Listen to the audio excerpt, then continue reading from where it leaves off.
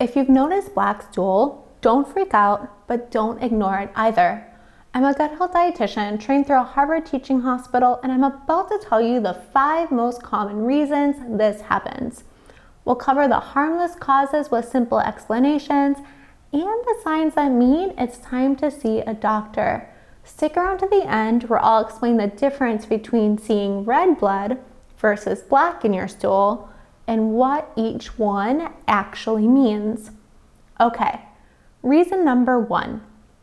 If you've been feeling exhausted lately and your doctor put you on an iron supplement, then you might have noticed that your stool turned dark, maybe even black, and now you're wondering if the supplement is doing something bad to your body. Here's what's actually happening.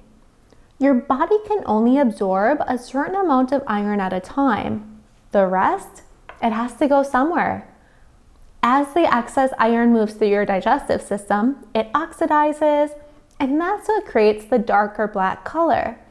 It's like excess minerals passing through a water filter. What your body doesn't absorb just flows through and changes the color of the water on the way out.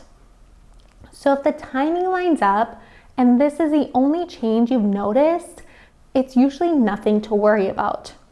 But if the stool looks tarry or you notice other symptoms, always check with your doctor just to be safe.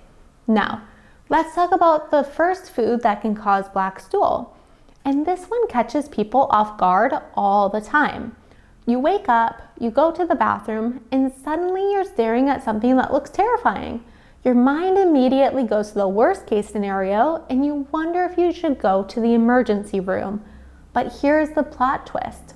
Wait, something completely innocent. Beets. Beets contain pigments called betalains that don't fully break down during digestion. Now, beets usually make stool reddish, but very dark beets or concentrated beet juice can sometimes look almost black, especially if you ate a large amount. And beets aren't the only food culprit. Lots of blueberries or blackberries can do it too, as you can see here from a comment from one of our other videos. Dark chocolate, especially the really high cacao percentage stuff, can darken your stool as well. And anything with black food coloring, certain beverages, desserts, or processed foods like black licorice can absolutely cause this. Here's the key timing you need to know: transit time, which is how long food takes to move through your entire system. A typical transit time from eating food to coming out in stool is 24 to 72 hours, with most people averaging 28 to 40 hours. So that handful of blueberries you ate yesterday is showing up today or even tomorrow. That blueberry juice you had at dinner 2 nights ago, it could be showing up right now. That's why trying to think of everything you ate in the past day or 2 can be really helpful. Activated charcoal will definitely do this too if you've been taking it. This is becoming a more popular supplement these days, and cafes are even adding it to smoothies or smoothie bowls. Just think back to what you've eaten in the last 24 to 72 hours, and you might just solve your own mystery. But what if it's not food? We'll get to that in a bit, but first, speaking of figuring out what's going on with your gut, if you want to know about 5 ways to improve gut health, then I have this free guide for you from our clinic. Just scan the QR code to get it delivered to your inbox, and you can read it when you have more time. There's also a link in the description. Okay, back to the non-food reasons for black stool. Reason number 3.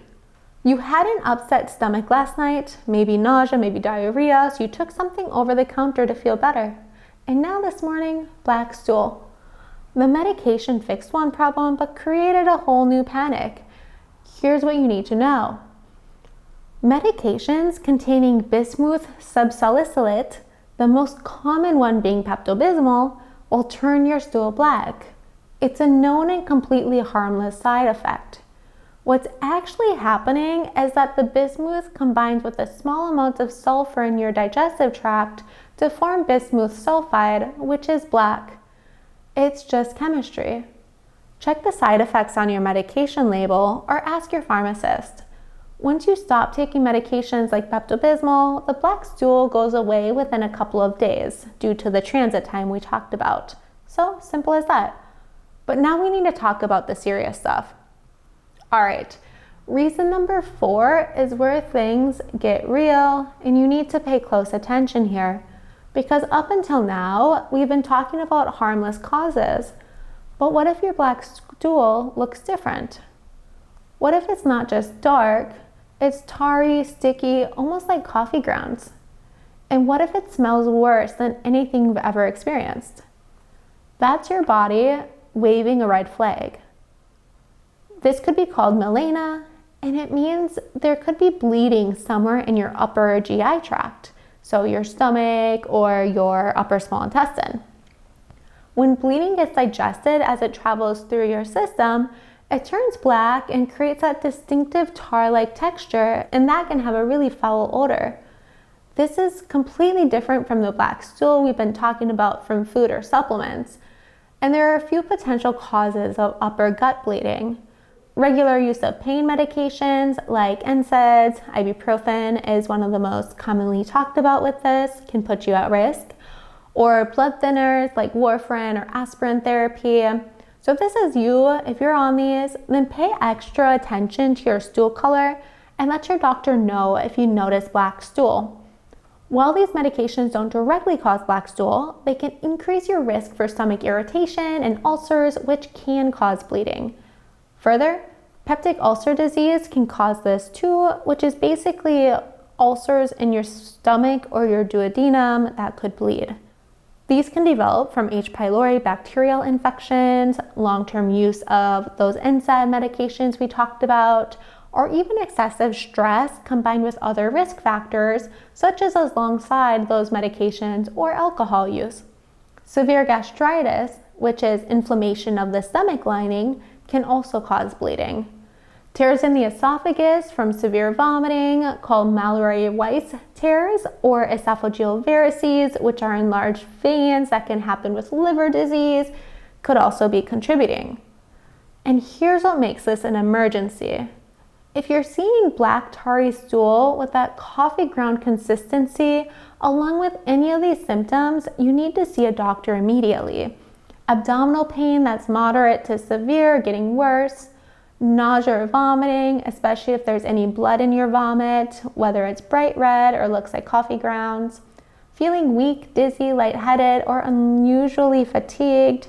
These can be signs of significant blood loss. Don't wait to see if it gets better tomorrow. Just go get checked out. Your doctor can do a simple stool test to check for blood, and if needed, they might do an endoscopy to see exactly what's going on, which is a camera that they take to look at your esophagus, stomach, small intestine. The good news is that when caught early, most of these conditions are very treatable. Ulcers can heal with the right medications, infections can be treated with antibiotics, and even more serious conditions can have much better outcomes when addressed quickly. So in acute cases like these, modern medicine really does excel. With chronic gut issues, as you might have experienced, sometimes the conventional healthcare system can be frustrating, and that's where our clinic comes in.